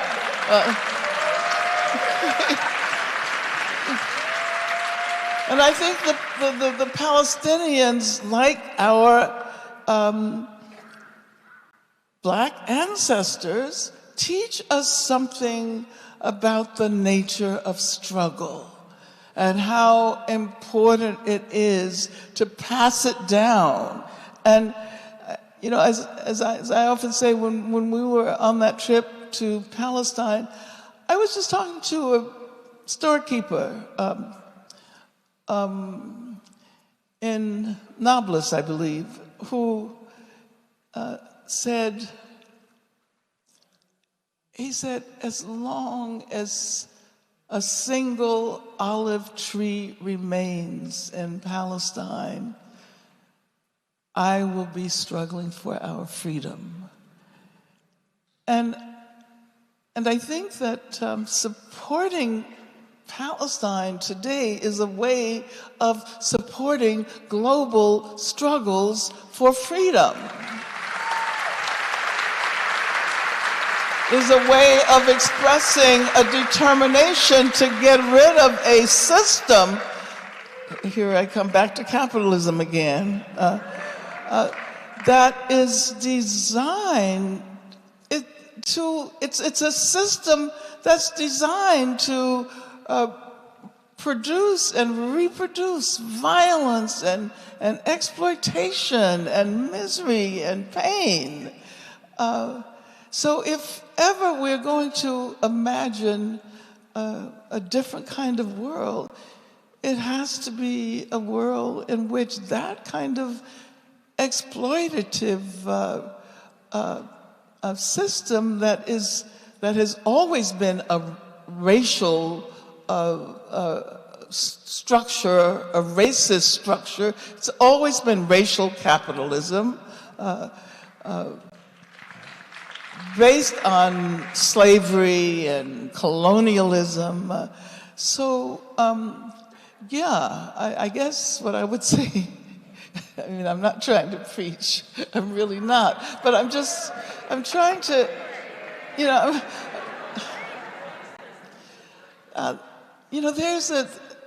it's good for us to be involved in that movement, particularly because we live in a country that is constantly represented as the most powerful country in the world.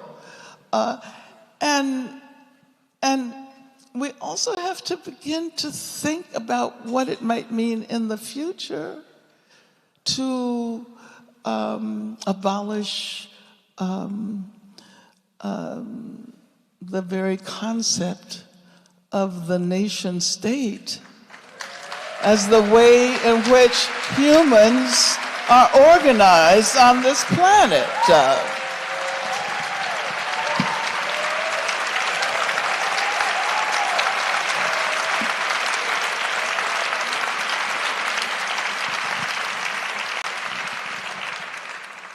I want to thank you all for being here tonight. I selfishly went over in time, but we're still here. I had more questions, but thank you all for being here.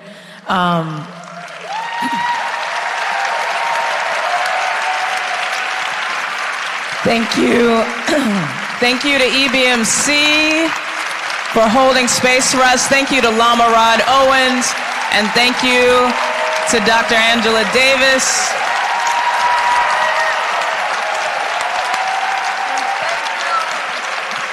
And thank you to Prentice Hemphill.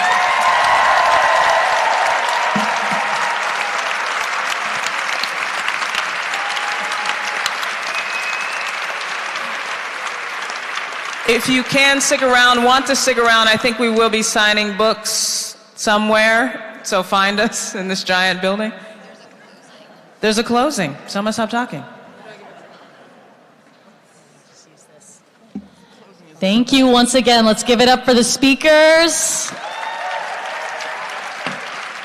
all the volunteers and the sponsors, and please give it up to all of you who have spent your night together, our night together. EBMC runs on gift economics. We have the offering of many gifts from the center coming up. Please continue to be with us. We have the election anxiety series. We have the book club series. You can get your book signed right after this. And a lot of courses and family sangha available. And if you felt the spell that was woven tonight, the gift that was given, please think about how you're giving your gifts both to EBMC and to all of our communities who deserve liberation now.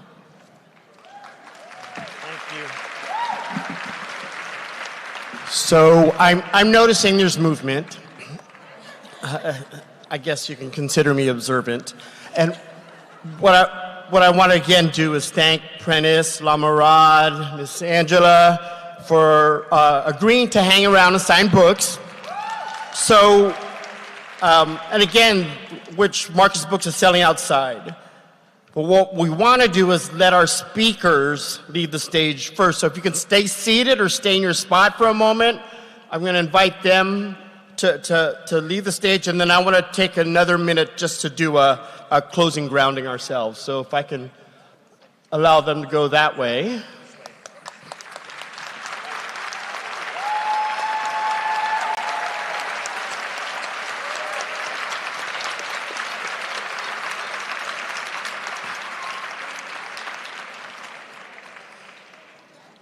So I just want to take a minute to again, get us grounded, and maybe also end sort of how I started with just having us rub our hands together a moment, warm our hands. I invite you to put one hand on your heart, another on your belly, and I want to share this poem I learned today from another colleague, Kevin Fong, and it's a poem called Struggle by Baba Mel King. It's a struggle developing solidarity. It's a struggle being positive. It's a struggle making common unity. It's a struggle living. It's a struggle because it's slow. But if we struggle at developing solidarity, being positive, shaping reality, making common unity, we will all grow, because to struggle is to work for change. And change is the focus of education, and education is the basis of knowledge, and knowledge is the basis for growth, and growth is the basis for being positive, and being positive is the basis for building solidarity. Building solidarity is a way to shape reality, and shaping reality is living, and living is loving. So struggle. Thank you for your practice.